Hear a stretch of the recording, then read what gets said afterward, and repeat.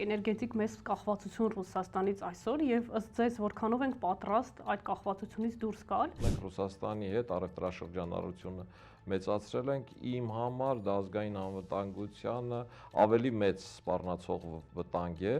քան դրանից քայլ առ քայլ հրաժարվելը։ Ռուսաստանը կհամակերպվի այդ ամեն ինչի հետ։ Այդ քարշակը ես տեսնում եմ հանքարդյունաբերությունը լեռնամետալուրգիայի վերածելով։ Ուրիշ ինչ ուղղություններ ունենք, որովհետև հանքարդյունաբերությունը այսօր մեր հնայի 3-ից 4%-ն է, որքան էլ որ մենք ասում ենք հանքարդյունաբերությունը անդադ քննարկվում, բայց փաստացի 3-ից 4%, նույնիսկ եթե 10-ը պատկվի,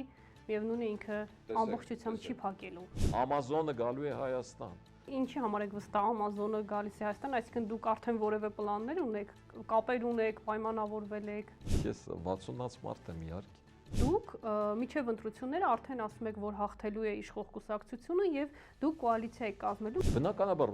ռուսամետները, եթե ես ուզեմ էլ, իրենք իմ հետ կոալիցիա չեն կազմի։ Լավ, նույնիսկ կոալիցիայի պարագայում այդ ծրագրերի մեծ մասը չեն լինելու, որովհետեւ հիմնական որոշողը լինելու է իշխող կուսակցությունը։ Մարդիկ կտեսնեն մեր առաջարկները, կզգան, որ մենք ճիշտ բաներ ենք ասում, 2030 թվականին կմասնակցենք հաղթելու համար։